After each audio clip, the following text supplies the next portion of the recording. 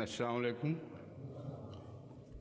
आज एक ज़रूरी काम हो रहा था, इसलिए ज़रा देर लेट हो गया हूँ मैं 5-10 minute. Huzur okuduğumuz ayeti kerime ile ilgili olarak konuşuyorduk ama zaman bitti. Bunlara başlamadan önce size cemaatin Japonya'da yaptığı hizmetlerle ilgili olarak konuşmak istiyorum diyor.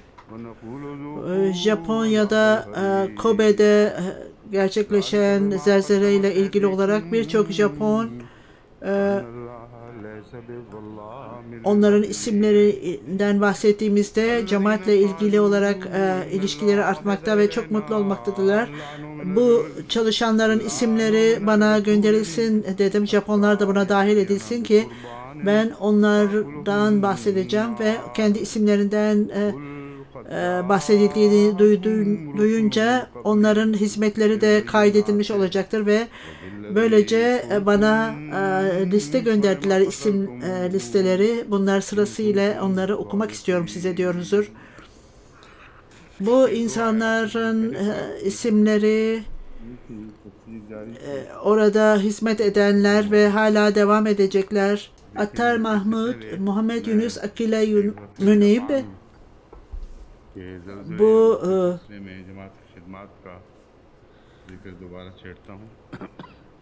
İmam Bey'in kızı Mansura Munib, Hafiz Muhammed Amcad, Arif Makbul Ahmet Şehit Ahmet, Hatina Koyre Tahira Tenvir Ahmet, Seyyid Tahir Cenud Nasir Nedim, Bat Çevdiri Muhammed Aslam Beg, Nasir Ahmet Kasir, Nesim Zafer Mustafa Melik, Selahaddin Şima Hara Adachi.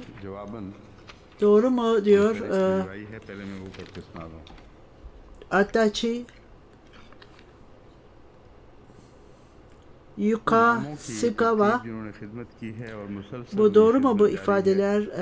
Benim telaffuzum Hirutaka Batsui doğru mu diye soruyor.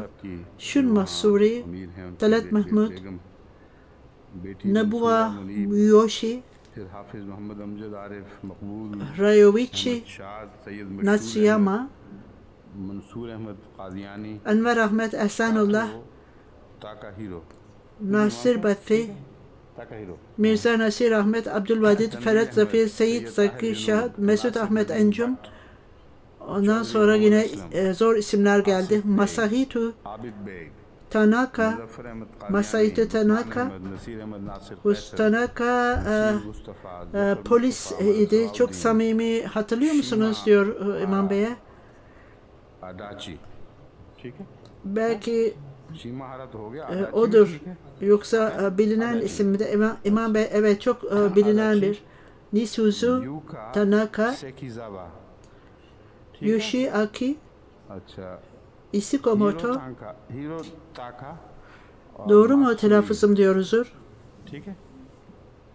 Shun Matsui, Talat Mahmud, Nobuo Huzur Isiko yazılmış masa, Jaka ve Isikomoto belki aynı ailedendir.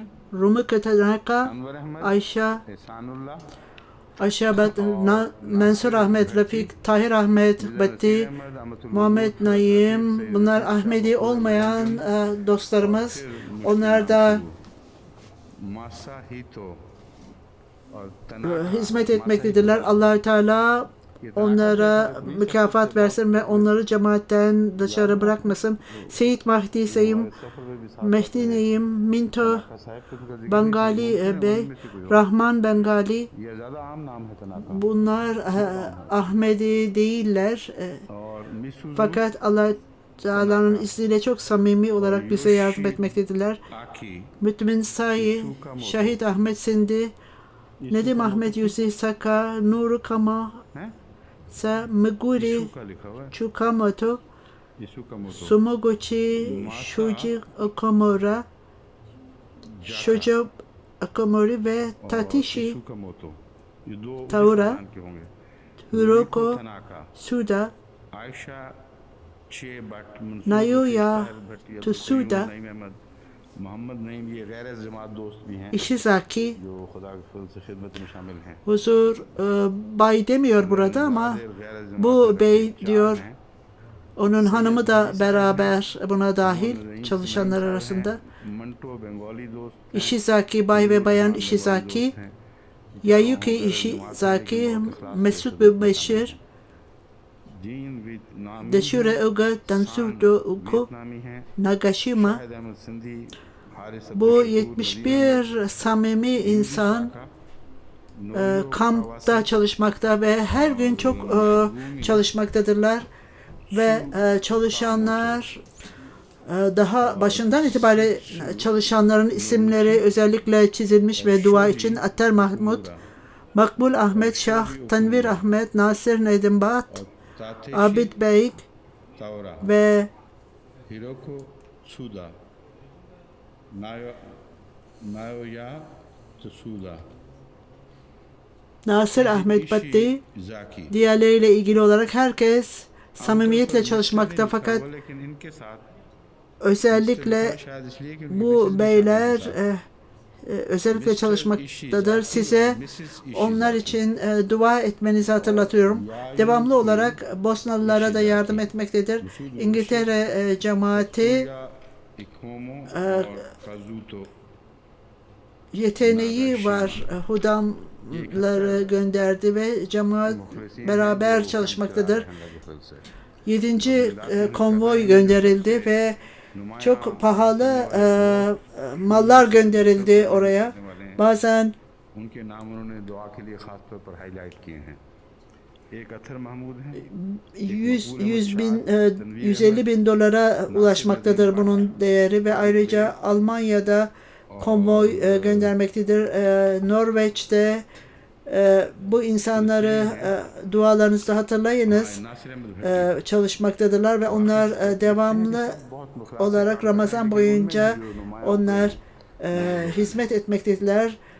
Bosnalı dostlarınızı da hatırlayınız. Ben Sirolenlere emir sahip Sirolen bu insanlarla beraber çalışmaktadır ve birçok इस्लाम और जमात मिलकर जो काम करते हैं, zorluklarla convoy अब इन्होंने भेजा है और हर onlara yardım etmeye çalışmaktadır. Bir ekip var. बहुत बड़ी बड़ी कीमत के सामान जाते हैं जो 1 लाख $1.5 लाख तक भी कीमत पहुंच जाती है। और इसके अलावा Bu tacirler bunlar. Sierra Leone'da birçok tahribat ola gelmekte ve खिदमत कर रहे हैं, तो इन लोगों को भी fil dişi sahillerinden bir Ramzan के दिनों में भी terzi उसी तरह और yağmacılara saldırıyor ve onun bazı ज़मीन में मैं dışarıdan güçler ona yardım etmekte सियालियन को ve CIA'nin से वहाँ hapsindeydi. Oradan dışarı çıktığında bütün से तवज्जो yeniden कर रहे हैं। bu halifetleri organize etti ve insanlar onunla ilgili olarak konuşmaktadır. Hangi durumda Allah Teala bilir. O işte और ये पहलू birçok problemlerin merkezidir o ve birçok haksızlıkları, haksız davranışları organize etmektedir. फैली हुई है बाज बागियों के नाम पर होने वाली कार्रवाइयों से।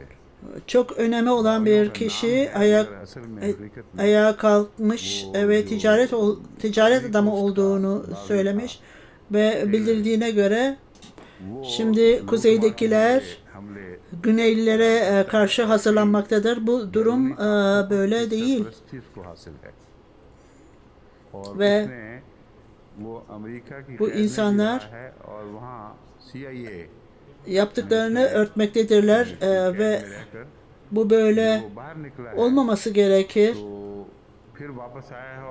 Bunlar yeni din istememekte ve her şeyi giderek karıştırmaktadırlar. Hatta dini binaları dahi, camileri ve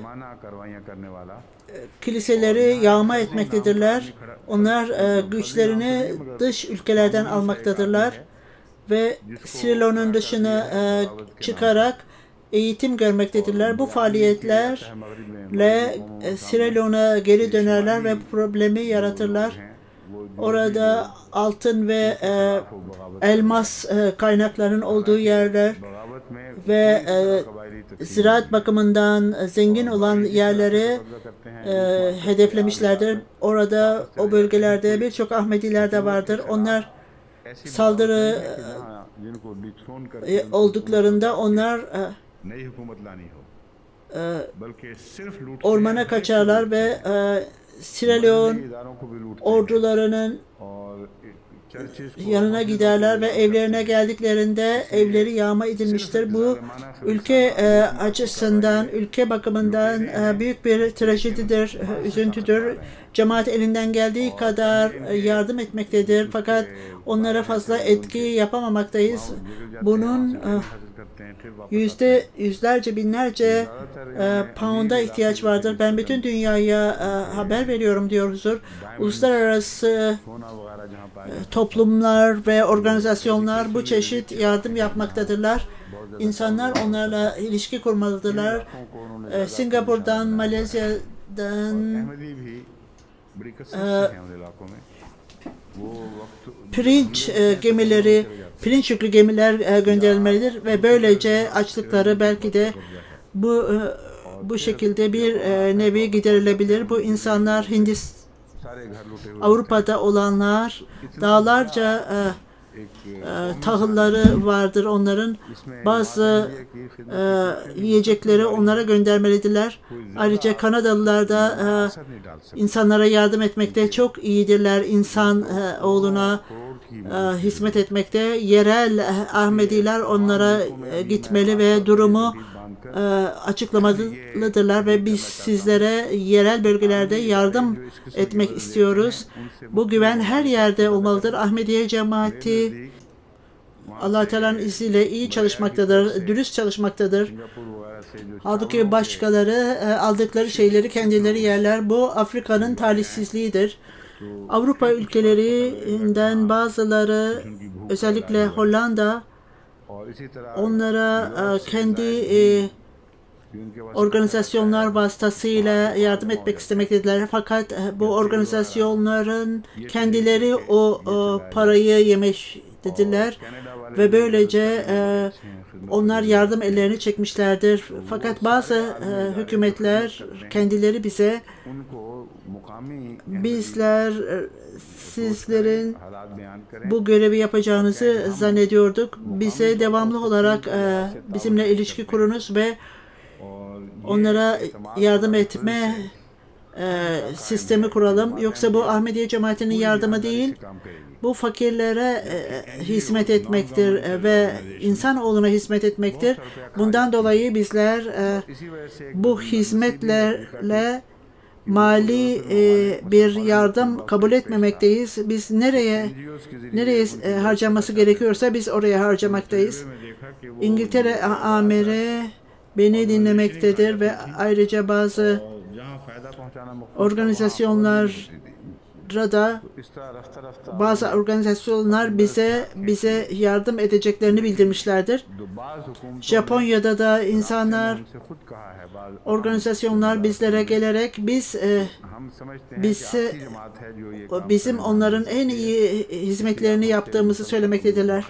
Bu İnsanoğluna yapılan hizmetlerin özetidir. Ben size söylemek istediğim şey, bu hizmetler Bosna'da da diğer yerlerde de insanoğluna hizmet etme devam etmelidir.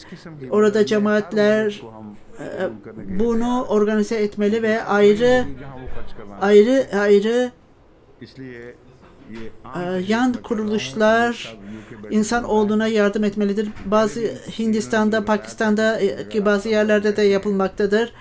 Fakat ön yargılı insanlar bize mani olmaktadırlar ve önümüzü kesmektedirler. इदारे मदद देने वाले Ön yargıyla बोझ जमात की तरफ Cemaat कर रहे हैं, कहते हैं हमारे पास कोई ऑर्गेनाइजेशन नहीं है। insanlara hizmet etmektedir diye.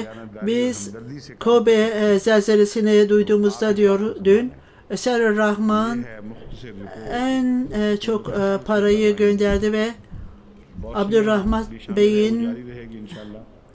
hanımı दूसरे ऐसे इलाके जहां खुसूसी खिदमत के काम होने चाहिए, her biri वहाँ की जमातें भी 200 pound gönderdi. Allah Teala onları mükafatlandırsın. Diğer kişi Rawalpindi'den Basir Rahman Nuri doktor और उनमें जहाँ तक मुमकिन है bu amaç için 15.000 rupi gönderdi. Huzur bu बाद इलाकों में हो रहा है खुदा के फजल से काम herkese buna katılmasını istemiyorum. हायल हो Genel olarak biz kendi zekatımızdan ve बहुत वसी çandamızdan almaktayız. Bu insanlar kendileri gönderdiler. Huzur, ben bu isimlerden bahsettim ki onlara dua edesiniz. Dünkü dersten sonra Maulvi Muhammed Dost sahibinin faksı geldi ve o cheque मिला है अल्लाह ताला referanslardan, Beyki'de bulunan referanslardan bahsetti ve bu hadis bize भिजवाया हदिया इस मद में खर्च करने के लिए। तो आम तहरीक जैसा कि मैंने कहा नहीं है, अब तो ये güvenilmeye değerli referanslar değildir. Ben ona bütün bu konular bizde vardır. Dünkü zaman darlığı dolayısıyla ben bunları daha ileriye götüremedim. Şimdi söylemek istiyorum. Onlar hangi referanslardır ve nasıl onlar girmişler ve bunların birçoğu peygamberlerin öldürülmesiyle ilgilidir. Ve onlar कल के दरस के बाद son derece hayret verici olaylardan bahsedilmektedir. Huzur soruyor, वगैरह में पाई जाती हैं, referansları soruyor. उनको उन्होंने फरमाया कि ये एक हदीस है जिससे पता चलता है कि ये बिल्कुल साक़ितुल एतबार El-Müstadik एतबार के Kılil Hakim'le ilgili वो मैं उनको बताना चाहता हूँ onun कि zamanı, Müstadrik'in मौजूद है। zamanı 400 yıldan daha fazladır. अब मैं आपको बताता हूँ कि वो 592. sayfada गरीब गरीब उनमें 1405 Hicri'de vefat etti. Onun iddiası yazdığı kitapta, वाक़यात बयान करते हैं। onun ismi Hakim idi. İddiası किसमें ये aynı अच्छा ये है 182 İmam Buhari ve Müslim'in ölçüsünü kullanmış ve referansları bunlara göre denemektedir. Buhari ve Müslim bu referansları kullanmamasına rağmen o onun güvenilirliğini aynı metotla ispat etmeye çalışmış ve bunları doğru referanslar olduğunu belirtmiş. Bunlar 400 asıl sonra bunlardan bahsedilmiş ve bu referanslar hiçbir yerde yoktur. Ahmediler arasındaki bazı din bilginlerde benim vaad edilen Mesih sallallahu aleyhi ve sellem zamanında ortaya koyduğum referanslar belki Maulvi Dost sahip bu tarihten bahsetmemesine rağmen Ahmediye cemaatinin tarihinde yazdığı gibi eğer ben bunların doğru olduğunu söylersem bunu kim kabul edecektir? Böyle iddiaların ne başı ne de sonu vardır. Çünkü bu referanslar kendi kendilerine öylesine farklıdır ki İmam Buhari'nin referansından küçücük bir aklı ve bilgisi olan biri olsa bile bunları hiçbir şekilde kabul etmeyecektir. Ne şekilde ne iddiada bulunurlarsa bulunursun bu konu tarih din de bildirdiğine göre yanlıştır. Eğer aynı ölçüyü kullanıyorsa iç şahit bunları reddetmeye yeterli olacaktır. İmam Buhari और उसके मुताबिक ये रिवायतें दुरुस्त करार böyle şeyleri kabul etmemiştir. Çünkü onların yanlışlığı kendilerinde mevcuttur. Bu referanslardan bir tanesi peygamberlerin ölümüyle ilgili olup onun iddiasına göre Hazreti İbni Abbas radıyallahu anh'un bunu söylediği söylemektedir. Bu sahabelerin en iyilerinden de bunu söyleyen ve böyle bir iddiada bulunarak İsa aleyhisselam ve Yahya aleyhisselam 12 bin havarisiyle gelmişti. İsa aleyhisselamla ilgili referansta 12 bin sahabeden bahsedilmiştir. Bu 12 idi, yoksa 12 bin değildi. Yine insanları durdurdukları bir şey vardır. Yeğeniyle evlenmemesiydi. Nerede bu İsa Aleyhisselam'ın talimatı vardır? Ben size aynen bu hikayenin ne olduğunu ben size söyleyeceğim. Herod'le ilgili olarak o John the Baptist'i öldürdü çünkü onun kardeşi Filip'in hanımıyla ilişkisi vardı. O kendi kardeşinin kızı değil, o kendi kardeşinin o karısıyla ilişkisi vardı. John the Baptist ona yanlış olduğunu söyledi ve yanlıştır dedi. Herod bundan gücendi ve ister kabul etsin, kabul etmesin bundan hoşlanmadı. Fakat ilişkisi devam etti ve bundan çok buna çok kızdı ve elinden geldiği kadar ये रवायत आती है कि उसने हजरत याहिया को कत्ल इस वजह से किया करवाया था Herod'u उसका अपने भाई फिलिप की बीवी से मुआहदा John the Baptist'ten yani Yahya Aleyhisselam'dan nefret etmesini sağladı. Bu olay bir kişinin yeğeniyle evlenmemesi konusu değil. Bu başka bir yerde Müsraddak'ta vardır ve bu tamamen karışmışlardır. Esas itibariyle hikaye annesi kızına Herod'un doğum günü esnasında bir şarkı söyleme ve dans etme partisi olacaktır ve bu kız da çok iyi dans ederdi ve o kralın önünde öylesine dans etmesi ve böylece kral bundan çok etkilensin dedi ve işte aynen böyle oldu ve kız dans ettiğinde öylesine mutlu oldu ki Herod ona ne istiyorsun dedi. Krallığın yarısını istersen bile bunu vereceğim dedi. Kızı annesine giderek Herod bana böyle dedi ve ona ben ne söyleyeyim dedi annesine. Annesi git ona Yahya Aleyhisselam'ın kellesini istediğini söyle ve o bir tabağın içinde gelsin ve bana gösterilsin. Herod elinden geldiği kadar onun dikkatini başka şeylere çekmeye çalıştı fakat böylece başka bir şey istesin fakat o hiç dinlemedi ve annesinden bu talimat geldiği için Herod tamam dedi, gidin getirin onu ve onu kesti. Bu referans huzur, ben bu olayı şimdi bunu bırakıyorum ve daha sonra ondan bahsedeceğim. Biraz burada karıştırıldı. Müstadrak'ın söylediği budur. Bunun özgeçmişi bir kız vardı. İşte bu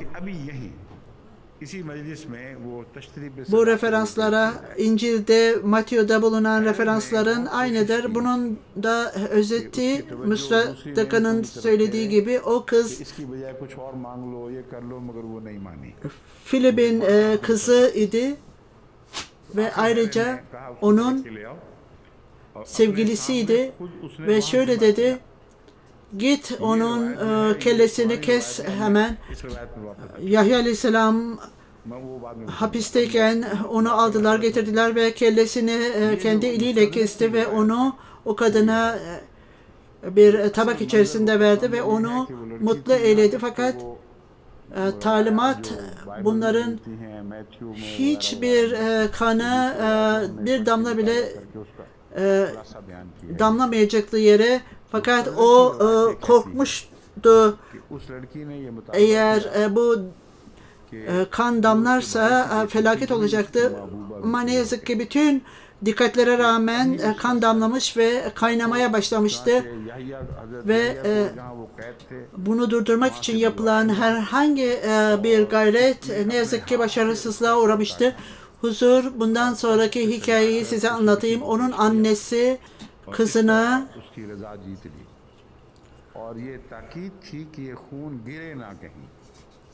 bunu istedi, fakat kral başka bir şey istedi, fakat aynı fikirde olmadı kız ve böylece Yahya Aleyhisselam'ı çağırdılar ve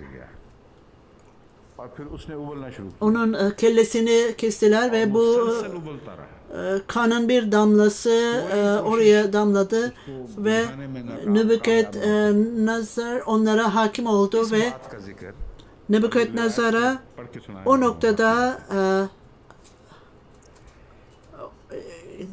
kanın kaynadığı nokta ona gösterildi ve Nebukadnezar'a insanları öldürmesini söylediler ve o kanın öcünü almak için İsrailoğullarından 70.000 çocuğu, aynı yaşta çocuğunu öldürdü ve ondan sonra bu kanın kaynaması sona erdi. Bu büyük bir mucizedir diyor Huzur Nebukadnezar. 568 yıl önce, Herod'dan önce gelmişti ve o saldırdı Filistin'e ve ondan sonra geri gitti. Bu çifte mucizedir. Çünkü Nebukadnezar yeniden hayata getirildi ve tekrar saldırıldı. Tarihte hiçbir yerde bundan bahsedilmemiştir. Böyle hikayeler tarihte yoktur. Ondan sonra bu kaynayan kan sakinleşti. Bu Müstedrikül Hakem'de yazılıdır ve onların aynen Buhari'nin hadisidir derler. Bir de bu iddiada bulunurlar. İmam Buhari ile ilgilidir derler. İnna lillahi ve inna ileyhi raciun. Huzur, bu öyle saçma ve aptalca bir referanstır ki hiç kimse bunu kabul edemez. Bunlar öylesine referanslara giderler ve bütün bunları bu çeşit referansları toplarlar ve hiç kimse bunları kabul edemez. Din bilginleri böylece yanlışa götürülürler çünkü onlar bir takım kararlarını bu referanslara dayattırırlar. Bunlar böylece tamamen yanlışa giderler. Huzur, İmam-ı Muhaddis'in Nişapuri 1405'te Hicri 5'te vefat etmişti. Onun kitabı Behrün Nahdi 78'de 92. sayfasında Resul-i Ekrem sallallahu aleyhi ve sellem'in hadislerinde Hz. Yahya aleyhisselam'dan bahsedilmiştir der. Bu hadislerin hiçbiri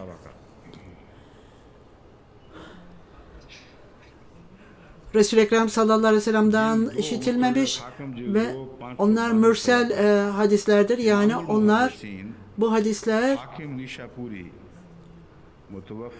bazı sahabelerden alınmış fakat bunların Resul-i Ekrem sallallahu aleyhi ve sellem tarafından söylendiği belirtilmemiştir. Bunlardan bir tanesi Kenzül Amal'da Hazreti Ammal'a Anniyül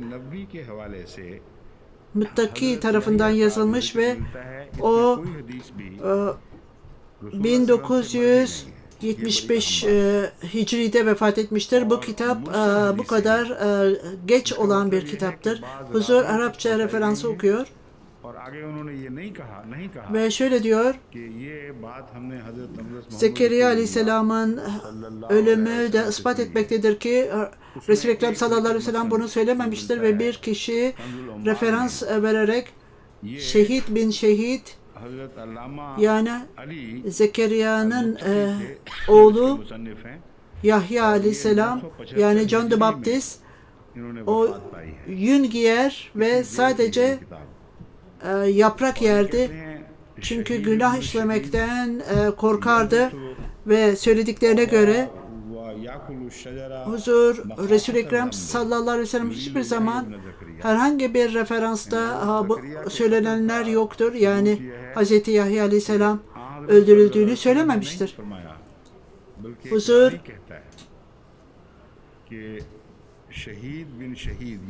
bazı referanslar vardır ki bu da bunu göstermektedir ama biz bunlarla ilgili olarak araştırma yapmamız ve esasen ne olduğunu bilmemiz lazım.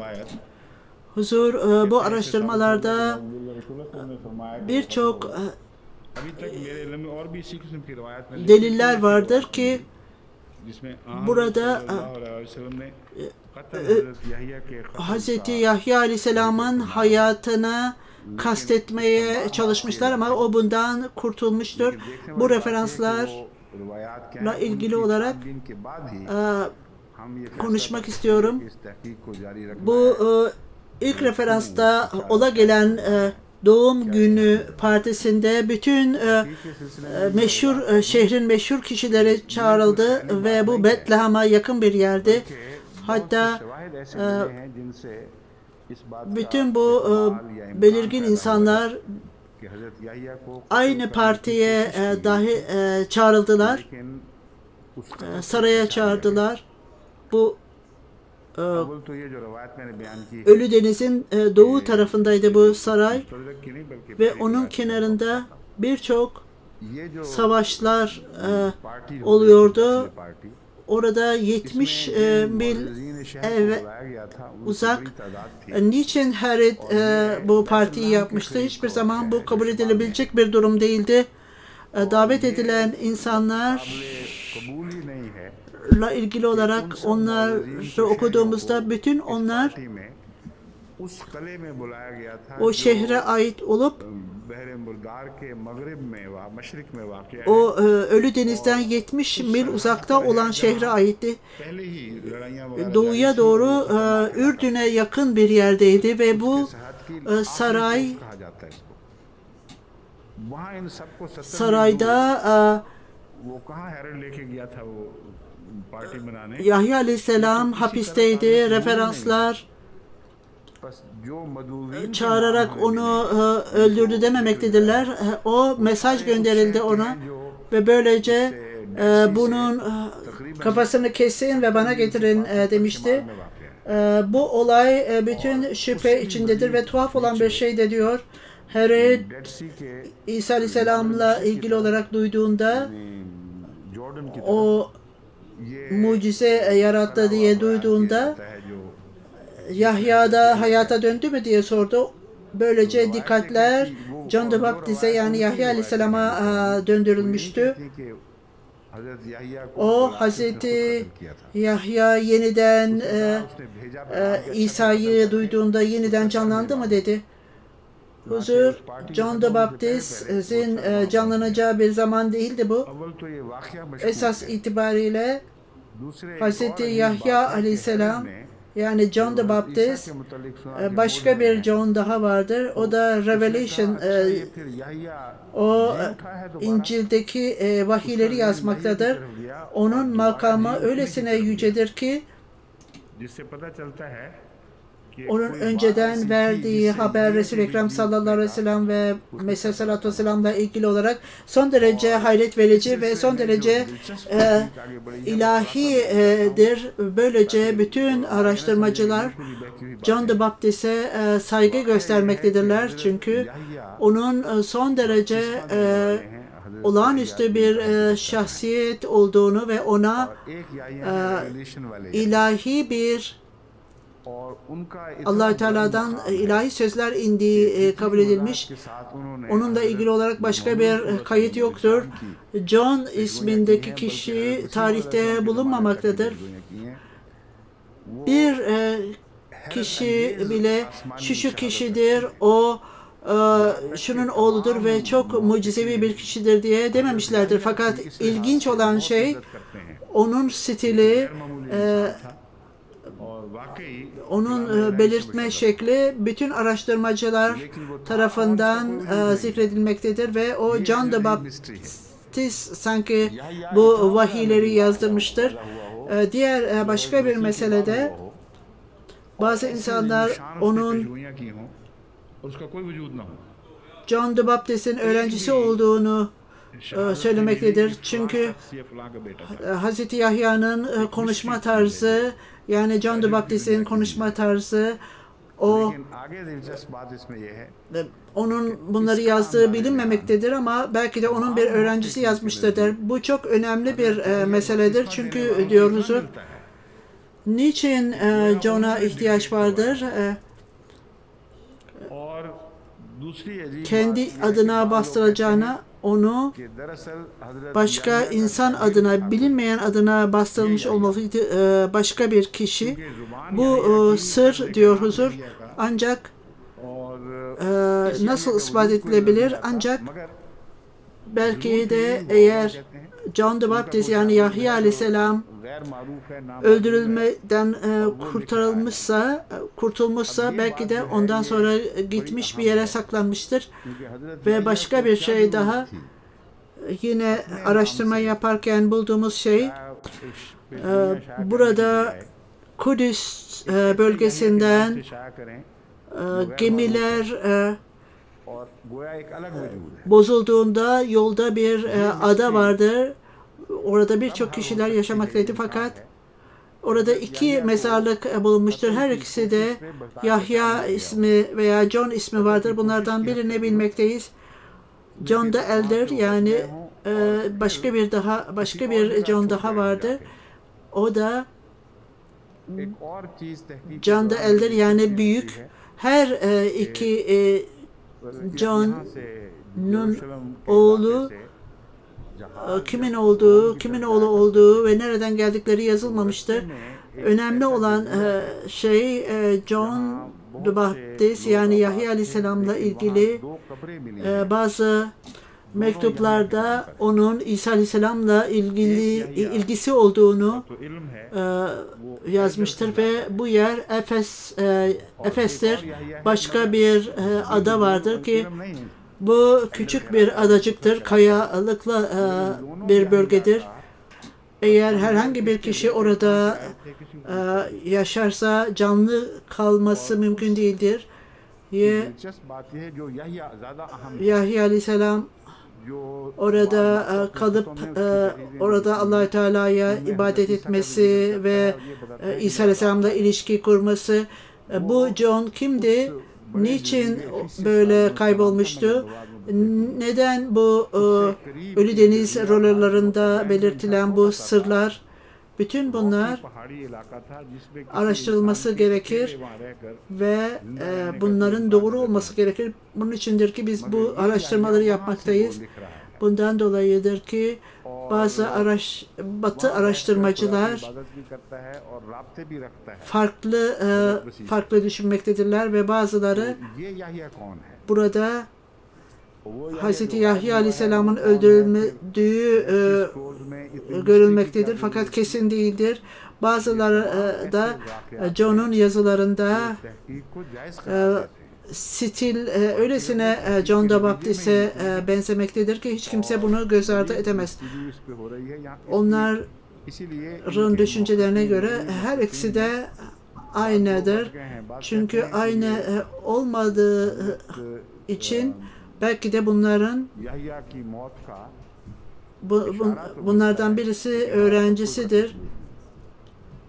Niçin kendisini saklamıştır? Belki efendisi öldürülmüşse bu önceden verilen haberle ilgili olarak sessizdir. Hatta babası bile bilinmemektedir. Bununla ilgili olarak hiçbir şey bilmemektedir. Bu da göstermektedir ki bu çok derin bir sırdır ve bunun başlangıcı neydi? Esas itibariyle Hz. Yahya Aleyhisselam'dan Kur'an-ı Kerim bahsetmiştir ve ona Yahya ismi verdik ve bu ismi daha başka bir yerde duymayacaksınız der. İşte şimdi bunun üzerinde düşünmemiz gerekir. Yahya'nın anlamı canlı kalacak demektir ve bu bir müjdedir. Eğer öldürülmüşse bu peygambere olamaz. Hazreti Zekeriya'nın duası çok tuhaftır bazen.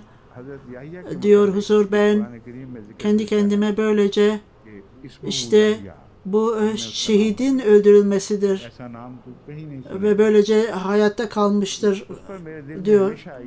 Fakat o zaman da bu sonuca kimse varmamıştır. Kur'an-ı Kerim bize onlar peygamberlik iddiasında bulunduklarında öldürülmüştür derler ve John the Baptist'in öldürülme yolu bu peygamberin yüceliği demek değildir.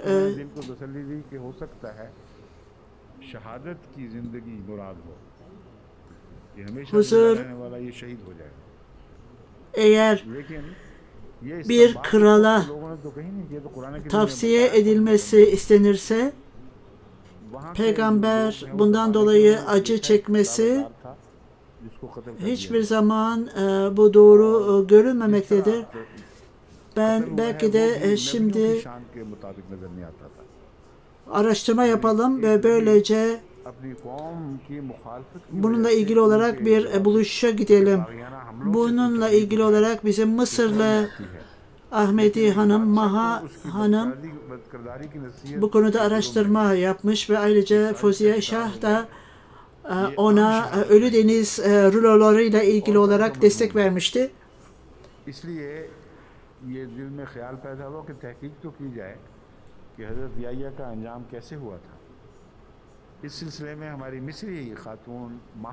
Eğer bu sonuca varırsa ve cemaate takdim edilirse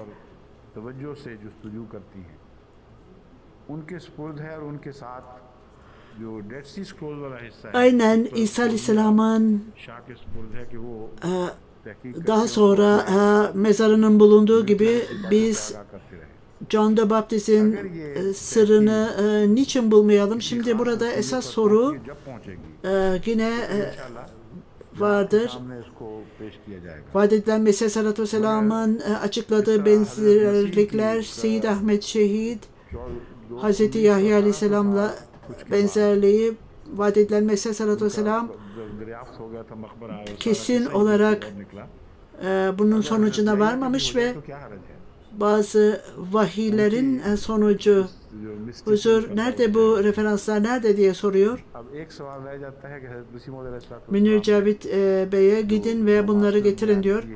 Huzur, Hazreti Müslim Maud radıyallahu anhu bir keresinde bir hutbe vermişti bu konuyla ilgili. Huzur, bu gerçek bir din bilgisinin işidir. Eğer halifeyle aynı fikirde değilse bunu ortaya koymalıdır ve Ahmediye cemaatinde bir diktatörlük yoktur. Hiçbir zaman halifeler bu şeyi reddetme durumunda değillerdir. Bilakis cesaretlendirirler. Bu da göstermektedir ki araştırma yapılmıştır ve reddedilmiştir. Huzur, hiç kimse halifeler hiçbir zaman nasıl bana bir şey söylemeye cesaret edersiniz? Ben herkesin bana bir şeyler söylediği insanım diyor Huzur. Ben buna hiç aldırış etmem, gocunmam bundan. Ahmediye cemaatinin hilafeti bütün cemaatlerin fikirlerinin birleştiği bir şeydir. Bu bütün bilginlere bir araya gelerek olduğu bir şeydir. Huzur, bazı kişiler bütün bunları nereden öğrendin der. Bu benim bilgim değildir. Bu cemaatin bilgisidir. Ne zaman birisine bir bilgi gelse bana gönderirler. Bu Allah Teala'nın ve hilafetin verdiği nimetlerdir. Cemaatin bütün bilgileri bir noktada toplanır ve bu daha fazla arındırılır ve aynen insanların hayali şeyleri değildir. Araştırma yapılır ve ondan sonra cemaate takdim edilir ve bu en iyi şekilde sonuca vardıktan sonra cemaate gösterilir bu sonuç.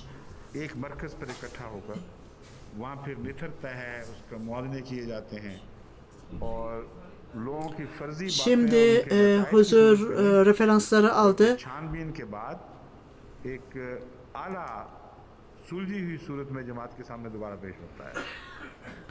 Abdurrahman Sahip Meher Singh şöyle diyor.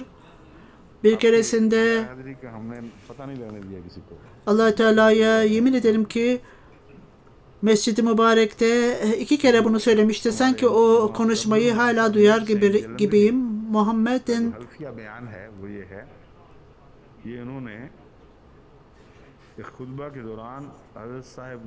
sistemi Musa Aleyhisselam'ın sistemi gibidir. İlk önce aynen Musa Aleyhisselam'ın peygamberlik serisinde olduğu gibi son nasıl İsa Aleyhisselam ise aynı şekilde Resul-i Ekrem sallallahu aleyhi ve sellem baştaydı ve sonunda vaat edilen Mesih sallallahu aleyhi ve sellem'di. Bunun için ilk ve son peygamberler öldürülemez. Bu nedenle ilk peygamber ve son halife öldürülemez çünkü aksi durumda o zaman bir benzerlik kalmayacaktır.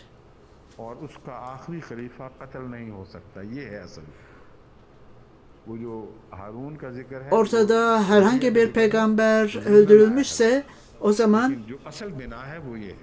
bu olabilir. Huzur Lotakavala ile ilgili anlam bu Kur'an-ı Kerim'de bir tezat yoktur. La takavallu dedikten sonra Kur'an-ı Kerim peygamberleri onlar öldürürlerdi ifadesinde bize yapılan bir itiraz değil, Kur'an-ı Kerim'e yapılan itirazdır. Allah Teala onlar nasıl Kur'an-ı Kerim'de itiraz vardır derler. Mesela sallallahu aleyhi ve sellem la takavalla kelimesi itirazı Musa Aleyhisselam'ın Resul-i Ekrem sallallahu aleyhi ve sellem'le olan benzerliğidir veya bunun tersidir. Buna gösterge yapılır. Hiç şüphesiz ispat edilmiştir ki ilk peygamber öldürülmemiş, ikincisi de öldürülmemiştir. Vaat edilen Mesih sallallahu aleyhi ve sellem Resul-i Ekrem sallallahu aleyhi ve sellem'e söz verildiği ve öldürülmeyeceği söylenmişti ve bu aşikardır ki Allah Teala karar vermişti. Birinci peygamber, ilk peygamber korunmuştu ve Resul-i Ekrem sallallahu aleyhi ve sellem'in da öldürülmesi söz konusu değildi.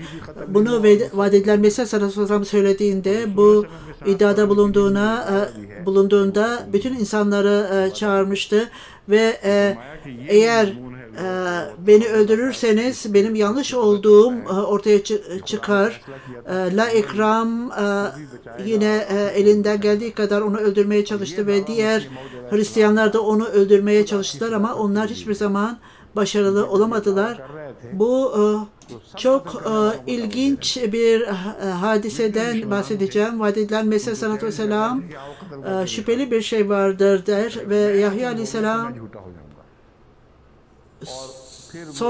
İsa Aleyhisselam'ın son halifesinden önce öldürülmüşse benden önce Seyyid Masara Bireylevi şehit edilmişti ve o peygamberin neslinden gelen bir kişiydi. Hazreti Said İsmail Brelevi sahibin gerçekten öldürüldüğüyle ilgili olarak bir ispat yoktur. Çünkü Sihler onu aldılar, onu davet ettiler ve ondan sonra öldürüldü. Bunu eski çalışmalardan size söylüyorum. Bunu daha önceden çalışmıştım, araştırmıştım. Bunu hafızamdan, aklımdan söylüyorum. Fakat ben bunların daha da araştırılması gerektiğini söylüyorum. Ve Hazara'da, Pakistan'da bir mezar olmalıdır. Bu esas itibariyle onun mezarı mıdır yoksa öldürülmüş müdür? Bunun araştırılması gerekir. Ve bu öyle kesin bir iddia değildir. Bu eğer tam bunun tersi ispat edilirse burada herhangi bir vaat edilen Mesih Aleyhisselatü Vesselam'ın gerçekliğine hiçbir şekilde tesir etmeyecektir. Eğer birisi korunmuş, diğeri korunmamışsa, kurtulamamışsa bunun anlamı vaat edilen Mesih Aleyhisselatü Vesselam'ın gerçekliğine aykırı değildir. Bununla ilgili olarak hiç üzüntü duymamaktayız. Bu araştırma olduğunda ve sonuca vardığında ben diyor huzur çok size ilginç şeyler söyleyeceğim bulunanlardan. Ben Maha'ya biz beraberce araştırmacılarla beraber oturduğumuzda bana neleri araştırdığını, çalıştığını söyledi ve ben de onlara yeni araştırmalarla ilgili olarak bilgiler verdim, haberler verdim. Bu son olduğunda, sonuca geldiğinde inşallah bunu cemaate takdim edeceğiz. Bu Yahya Aleyhisselam'ın ölümüyle ilgilidir. Huzur referanslar söz konusu olunca bizler herhangi bir kesin referansı saklamamaktayız. Resul-i Ekrem sallallahu aleyhi ve sellem'in Hz. Yahya Aleyhisselam'ın öldürülmesiyle ilgili olarak bu hadis olmalıdır ve Resul-i Ekrem sallallahu aleyhi ve sellem'e kadar giden hadisler özellikle belli bir sahabede durmamıştır ve bazı kitaplarda var olanlar öyle bir şey olup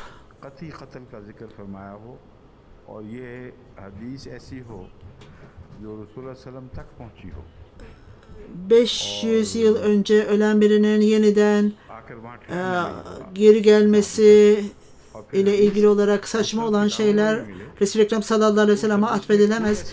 Bu referanslarda ne bulunmuşsa, hangi referanslar varsa onlar bana gönderilmelidir. Çünkü bizler diyor huzur burada bir iddiada bulunmamaktayız ve araştırma yapmaktayız. Eğer bizim amacımızla beraber bir şey bulursanız biz bunu aldırmayız. Böyle bir iddiada değiliz. Bizi hangi tarafa döndürürse mutlu oluruz. Hangi yardımı alırsak mutlu oluruz ve bunu kararını veririz. Huzur konuştuğumuz ayet-i kerimeler hangileriydi diyor? Huzur bir kişi bana Kenzul Amal'dan hadis gönderdi. Burada da diyor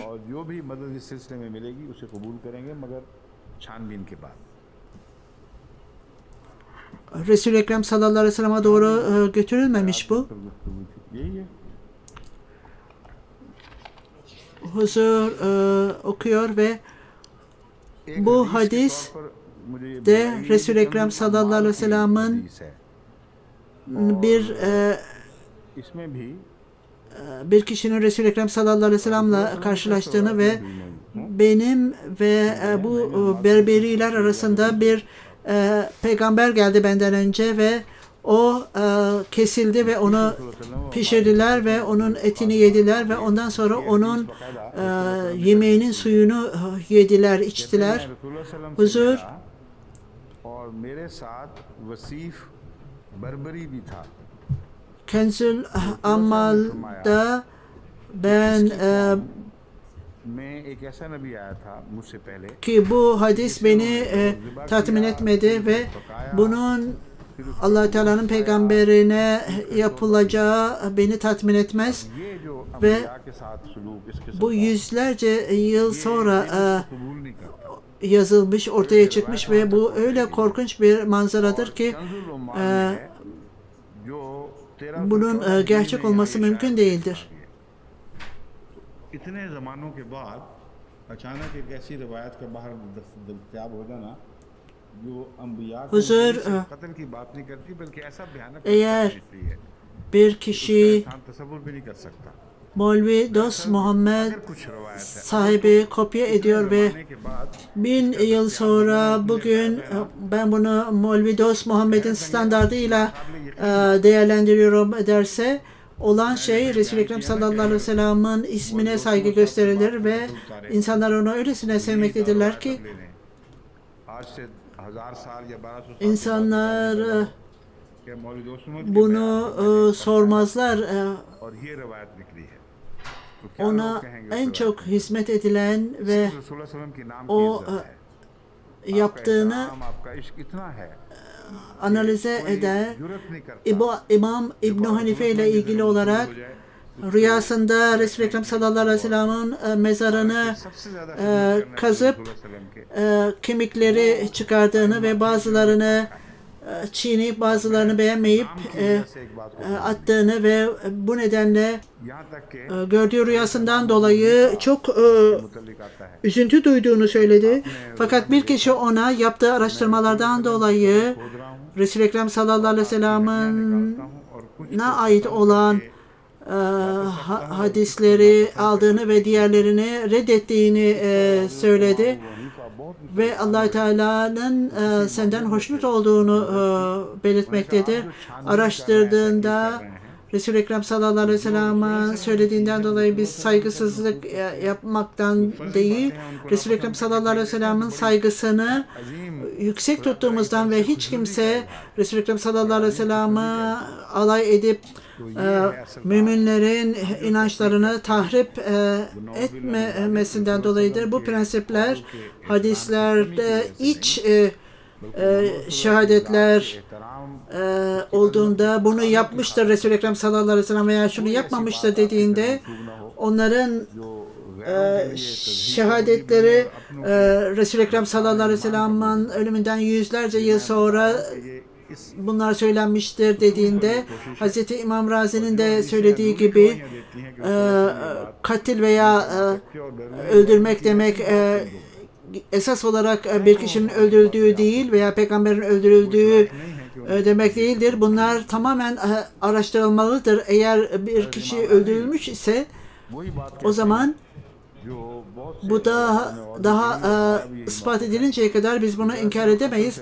Ancak bazı diğer nedenlere de bakmamız gerekir ve bütün bunların araştırılması gerekir. Hz. İmam Razi'nin bildirdiğine göre eskiden öğrendikleriyle ve atalarının kendilerine öğrettiklerine bağlı kalanlar ve onlara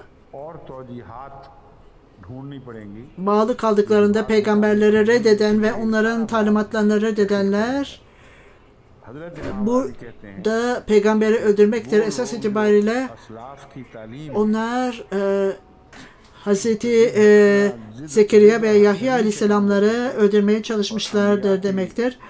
Ve huzur esas itibariyle bu Arapça bu demek midir? Evet. Zekeriya ve Yahya'dan beraberce bahsedilmiştir. Orada onları öldürmeye teşebbüs edilmiştir denilmiştir. Ben normal referanslara bakıyorum. Burada Arapça verilmemiş diyor. İşte bu durumda o da onun aklı da bu fikre gitmiştir. Yani onların hayatlarına kastedilmiş ama John the Baptist yani Yahya aleyhisselam bundan kurtulmuştur ve Museviler onu Zekeriya Aleyhisselam'ı ve Yahya Aleyhisselam'ları öldürmeye çalışmışlardır. İsa Aleyhisselam'ı da öldürdüklerini zannetmektedirler. Hatta bu iddiadan bile bahsedilmemiştir. Böyle olunca bu çok önemli bir ifade olup bilimsel bir açıklamadır ve bunun daha da ileride açıklanması ve araştırılması gerekir. Tefsirlerde 3 peygamberin ölümünden bahsedilmiştir. Şeyya, Zekeriya ve Yahya. Kurtubi'de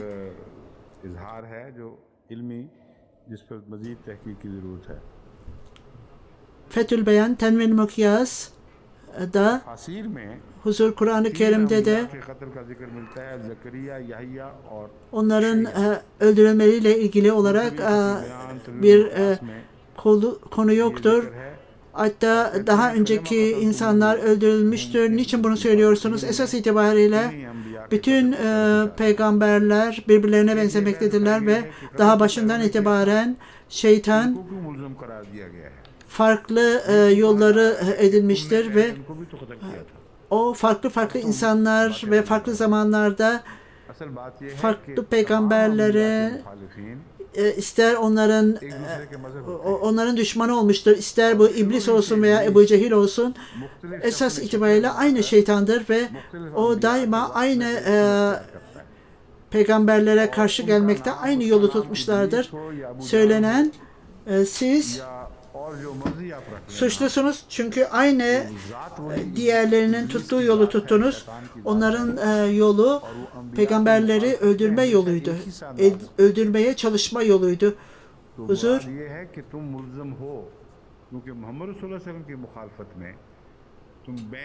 Huzur şimdi Arapça referansları bulduk diyor ve o Arapça referanslarını okuyor.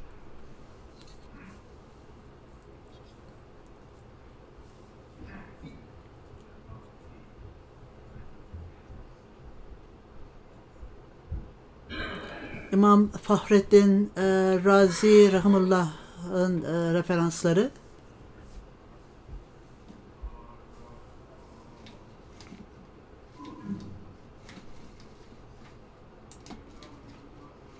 मिल गई है रवायत।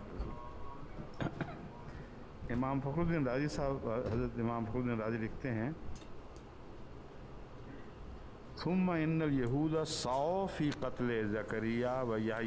bu Arapça referans İmam Razi'nin kitabından. Huzur bütün diğerlerini tekrar etmenin anlamı yoktur. Bu iki gruba ayrılmıştır. Şii müfessirler söz konusu olunca İmam Sadık'la ilgili onun Tefsir Behrül Mehud, Rabbil Uyan Undlusi bu ilk bölümüdür diyor Huzur. İkinci referans Tefsir Safi cilt 1 sayfa 318. Sayfa. İmam Safi peygamberleri kılıçla öldürmediler. Onlar peygamberlerin işlerini heba ettiler ve onların gizliliklerini ortaya çıkarttılar. Bu ne demektir bilmiyorum diyor Huzur. Onlar ayrıca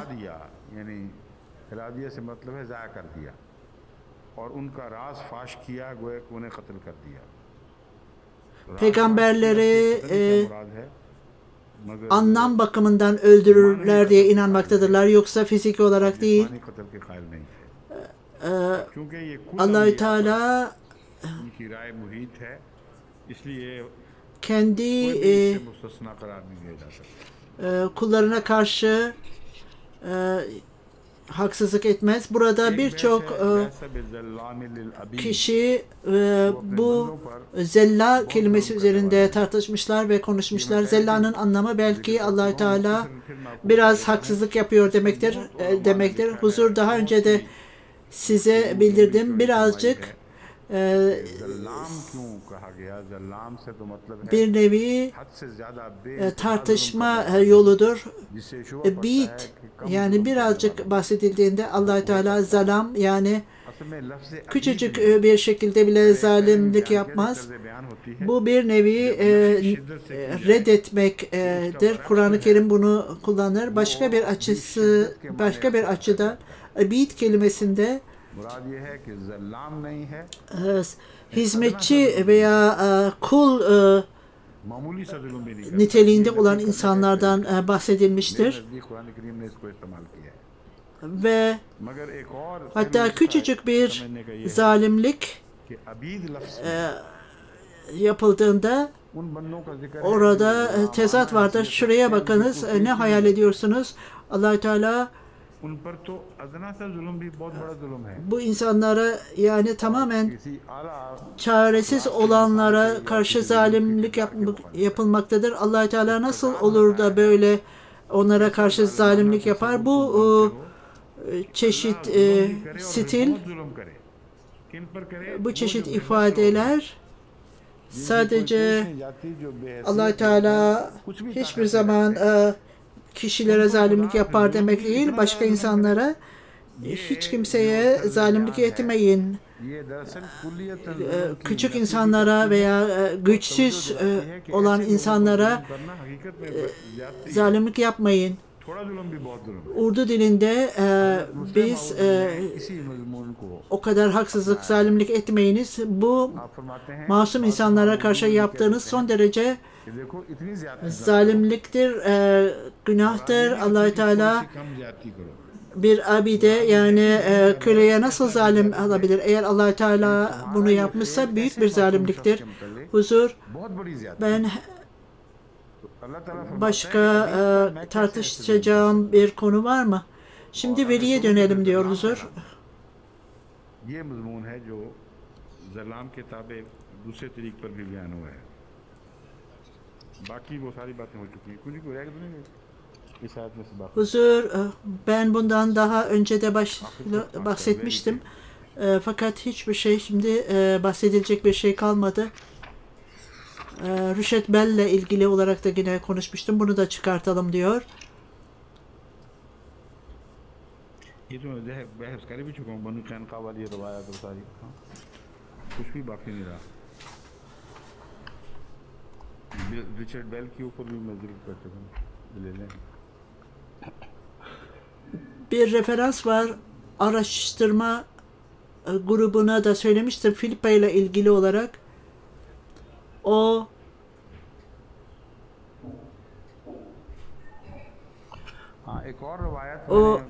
Harriet'in kardeşinin hanımı değildi. Fakat bazı referanslar onu reddeder, bazı referanslar bundan bahseder. Ben Nevida'ya ve araştırma grubuna ona bütün bunları burada elimizdedir. Şimdi fax gönderdi ve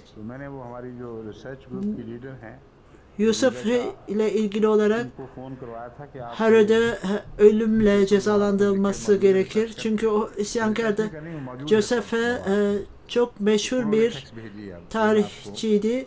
Bu olaydan hiç bahsetmemiş ve Herod John the Baptist'in öldürülmesine emrettiğinde o korkmuştu. Aralarında Museviler arasında isyan çıkacağından korkmuştu ve belki de Roma'ya karşı liderleri isyan etmesin. Onun içindir ki bu Joseph'in kendi eğilimi olup tarihte zikredilmemiştir. Herod'un erkek kardeşi Philip'in hanımıyla Herod'un ilişki kurduğu kadın değildi. Bu farklılıklar olduğunu ben size söyledim. Bazılarında tezat vardır. Bazıları o Filip'in hanımıydı der. Bazıları Filip'in hanımına Herodias denilmiyordu. O başkasının hanımıydı. Filip'in hanımının ismi Selome'ndi. Herod onunla ilişkisi vardı. Yine tekrar her şeye bakalım. Herod'un kardeşi Herodias'ın kocası değildi. Herod'un ilişki kurduğu kadın. Onun karısı Herodias idi. Fakat erkek kardeşi Herod'un erkek kardeşi Philip'in hanımı Salome'ydi. Yoksa kendi kardeşinin hanımıyla ilişki kurduğu yanlıştır. Herodias'ın kocasına da Herod denilir. O başka bir Herod'di ve aynı isimdendi. Marx'ın önerisi Herod'un doğum günü kutlamasında sarayında Tiberius Josephus John the Baptist'in kafası kesildi dedi. Machaerus Mididis çok uzaklarda savaştı. Marx'ın 6. bölüm 28-29. ayetlerinde askerlerin John the Baptist'in başını kesmeleri mümkün değildir. Machaerus başı Tiberius'a getirdi. Huzur söylediklerimin dışında başka bir referans bunu destekleyen ve bu tarihçiye Josephus denilir ve o bu fikri reddetmiş ve onun araştırmasında bu mümkün değildir. John the Baptist'in hapse atıldığı sarayda orada doğum günü partisi yapılmaktaydı ve bu uzak bir saraydı. Bu mantıklıdır diyor Huzur. Ben bu referansı bilmiyorum diyor Huzur. Oraya davet edilen insanların detayları bulunmuş ve onlar hepsi kuzeye ait insanlardı ve onlar davet edilmişlerdi. Onlar nasıl davet edilmişler ve nasıl onlar seyahat edip oraya o uzak yoldan saraya gelmişlerdi. Onun doğum gününü kutlamak için. Bu kız John the Baptist'in kafasını isteyecek diye bilmiyorlardı. Bu tamamen kabul edilemezdi. Doğum günü partisi kuzeydeydi. Yahya Aleyhisselam güneydeydi. Ve oraya mesaj gönderilmiş ve evet bu ola gelmektedir demişti. Bu olmuş mudur olmamış mıdır biz bilmiyoruz. Bu bize araştırmaların bize gösterdiğine göre orada herhangi bir John'un, Yahya Aleyhisselam'ın bedeninin bulunduğu görülmemiştir. Fakat burada mezarla ilgili olarak araştırma yapılmaktadır ve araştırmacı grubun bize vereceği bilgiler sizlere aktarılacaktır.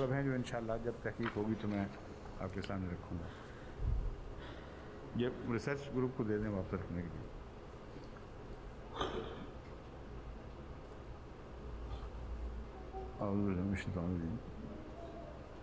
ये मैं तिलावत कर चुका हूँ अल्लज़ीना क़ालू इन्नल्लाह अहदा इलैना अन्ना नुमिना हो चुकी है ना तिलावत.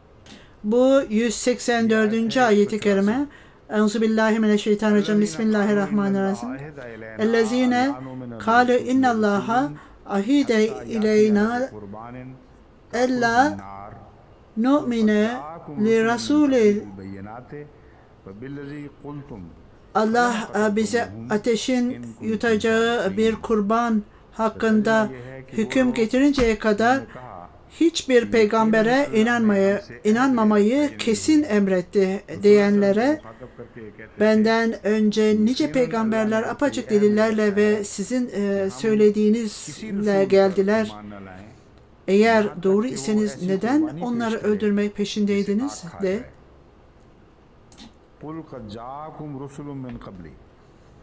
तू कह दे कि इससे पहले तुम्हारे पास रसूल आए हैं मुझसे पहले रसूल आए हैं खुले खुले निशान लेकर व बिल्लज़ी कुल्तुम vela और जो तुमने kutultumuhu ilnin anlamı niçin onları öldürmeye çalıştınız demektir.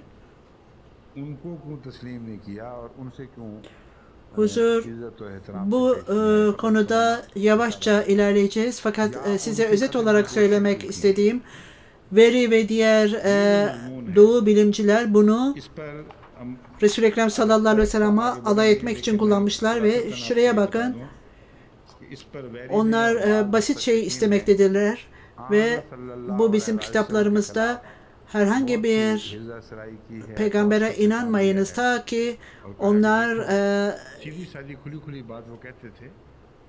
ateşin istediği bir kurban getirmedikçe onlara inanmayacağız. Hatta bu bir mucize bile değildi. Tam buna ters olarak şuraya bakın. Haşa, Allah-u Teala'nın oğlunun getirdiği mucizeye bakın. Huzur, bunu daha sonra sizin önünüze getireceğim. İlk önce size bundan bahsedeceğim. Bunu tartışacağız fakat şu an diyor Huzur, önemli kelimelerin tercümesinden bahsedeceğiz. Kurban kelimesi kurbanen bir kişinin yakına gelmesi, karben munkum birine yakınlaşması, karban daha da yaklaşmak, karaba'nın anlamı bir kişiyi yaklaştırmak. Yukarı bu Kur'an-ı Kerim'de zikredilmiştir. Allah Teala'nın bir kişiyi yaklaştırması demektir. Bu hata karaba yakına gelmek, bir kişiyi yakına çekmek. Kaluhu la takaraba la şecere, bu ağaca yaklaşma, Adem'le Havva'ya söylenmiştir. La takraba mala yetimi, yetimlerin malına yaklaşmayın. Yanına bile yaklaşmayın. Hatta ona göz kulak olmak sizin sorumluluğunuzdur. Bu demek değildir ki buna fiziki olarak yaklaşın demek değil. Demektir. Niyet olarak bundan almak için onun sınırlarına yakın bile gitmeyin demektir. Kurbanın çoğulu karabindir. Allah-u Teala'ya yaklaşma metodudur. Böyle olunca bu yolla insanoğlu birine daha yaklaşır. Genel olarak insanların söylediği, hayvanların kesildiğinde ona kurban denir. Kur'an-ı Kerim'de kurban, yani onların her ikisi de Ademoğlan'ın iki oğlu kurban adadılar. İyi niyetli idi bu. Diğerisi ise kendisi içindi. Birisinin kurbanı kabul edildi, diğerininki reddedildi. Kur'an-ı Kerim burada kurban kelimesini kullanmıştır. Kurban-ı aliha bir kişinin ibadetlerine yaklaşması, bana demek. Kurbana ve sabana ve tebayyana ve kaddebehu kâlellahi subhanehu ve katebu lehum min mesakinehum ve tebeyyennehum lefafa annehum. Burada aşikar olarak yapmak, aşikar bir şeyi açmak, bir şeyi bir şeyden ayırmak. Burada diyor, bunların hepsini okumaya gerek yok. Bu çok uzun bir tartışmadır diyor. Fakat bunun özeti, bir şey açılmalı ve aşikar olmalıdır. Başka şeyden ayırt edici özelliği olmalıdır. Bu ikisinin ortasında anlamı, iki şey arasında ayrım yaptığımızda buna temin denilir. Kur'an-ı Kerim beyinat kelimesi kullanır, bunu devamlı olarak kullanır. Bunun anlamı da bir karanlık ile nur arasında ayrım yapan demektir. Halakal insana allemahum beyan. Allah-u Teala insan oğlunu konuşma kabiliyeti vermiştir. Burada beyan, beyanın anlamı bir şeyi açmak, insan oğlunun kabiliyetidir onu açması ve öne getirmek. हैवानी जिंदगी के मुकाबले Hayvanların konuşma kabiliyeti yoktur. Ancak insanlara bu güç verilmiştir. Onun içindir ki onlarda evrimsel bir gelişme yoktur konuşmada. Eğer bu varsa çok azdır. Eğer şempanzeler veya diğer gorillalar, onlar ne mırmır yapıyorlarsa onlar kendi aralarında konuşur ve onlarda o kadar güç vardır ve onlarda alelade bir çarpık dil vardır. Onlarda gramer yoktur diyemezsiniz fakat onlar konuşurlar ve Kur'an-ı Kerim'in hayret edici ifadesi insanoğluna beyan verilmiştir ve onlarda konuşma gücü vardır. Konuşma takatı vardır fakat hayvanlar bunu bilmezler. O hayvanlara ses verilmemesine rağmen onlar sinirleri vasıtasıyla bu mesajları beyinlerine getirirler. Bunlar tamamen insanoğlundan önceki cinsleri reddeder. Bu hayret edici bir atlama olmuştur. Milyonlarca yıl evrime rağmen onlar hiçbir zaman hayvanlar konuşamazlar ve ansızın insanlar yaratılmış ve onlar konuşabilmişlerdir. Bu evrimin prensibi değildir. İnsanoğlu ansızın hayret edici bir şekilde insanoğluna halk-ı ahir denilmiştir ve yeni bir varlık ortaya çıkartılmıştır. Beyan kelimesinden işte bu anlaşılmıştır ve kendi kendini ifade etme gücüdür. Ehsam-ı gayrimübin hanımlar kavga ettiklerinde onlar kendi söylediklerini ifade edemezler. Eğer sayısız hanımların kavga ettiklerini duyarsanız ve onlar hep beraber konuşurlar ve hiç kimse ne dediğini anlayamazsınız. Allah-u Teala hanımları incitmemektedir bunu söylemekle. Fakat Allah-u Teala esas itibariyle anlatmak istediği zeki olan hanımların alelade tartışmalarda konuşmamalıdırlar ve onları o zaman bırakmalı ve kızgınlıkları geçtiğinde ondan sonra niçin kavga edildiğini ve bu problemi çözümlemeye gitmeleri gerektiğini söylemektedir. Bu konuşamama bazen geçicidir, bazen insanların duygusu diyor huzur mani olur insanların konuşmasına ve ondan sonra konuşma gücünü kaybeder insan. Beyinat kelimesi Kur'an-ı Kerim'de de devamlı olarak bahsedilmiştir. Bunun farklı yollarda kullanılmıştır. Kaddime beyine, la ikrah fi'd-din, başka bir ayeti kerime de var.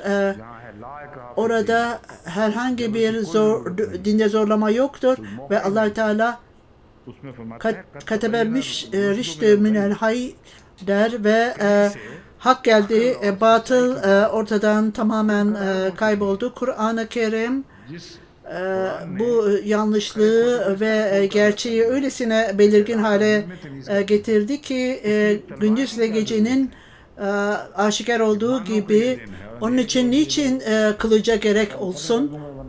Aksi halde siz bunu ya kabul edin ya sizi öldüreceğim demek cahilce bir şeydir. Buna gerek yoktur. Kad beyinat lekumul ayat, ayatın beyinat, aynı beyin İstibili sebilil mücrimin, suçluların yolunda aşikar olan budur. Neziren mübin, bu insanlar uyarılanlar kendi uyarılarında çok aşikardır. Onlar bir şey saklayamazlar. Beyina aşikardır ve buna ispata el-beyina denilir. Bu mantıklı veya duygusal olsun. Farklı insanların farklı sınavmaları vardır. Bununla ilgili olarak Resul-i Ekrem sallallahu aleyhi ve sellem iki insan arasında savaş varsa ve kişi iddiasına göre bunu ispat etmesi gerekir. Kişi iddiada bulunduğunda buna cevap verilmezse bunun masumiyeti ispat edilinceye kadar bu şekilde fahşa konusu anlaşılmalıdır. Eğer siz ta ki bu bir kişinin aleyhinde ispat edilmediği sürece bu suç burada bir kişinin kendisini savunmasına gerek yoktur. Bu günlük işlerde de kullanılır. Bir kişi bir iddiada bulunup ortaya koyduğunda onun kendi iddiasında bir ağırlık varsa, yeterli ağırlık varsa ve kişi kendisini savunuyorsa bir şeye karşı o zaman sorulur. Alamen Ankara kişi reddederse bu hata ondadır. Bu konu diyoruzdur.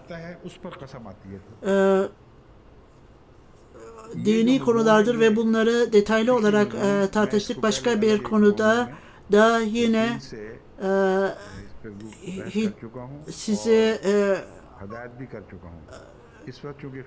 bundan bahsetmiştim. Şimdilik bu konuyu tekrar bir kenara koyalım diyor. Daha birçok Allame Ragıp'ın örneklerinde hali vesaire örnekler vardır. Bu detaylara girmemiz gerek yok. Kur'an-ı Kerim'in verdiği örnekleri göstermek yeterlidir. Şimdi tefsirde inşallah yarın başlayacağız tefsirlere. Bugün zor kelimelerle ilgili olarak konuştuk. İnşallah yarın bu ayet-i kerimenin tefsirinden bahsedeceğiz. Esselamu Aleyküm.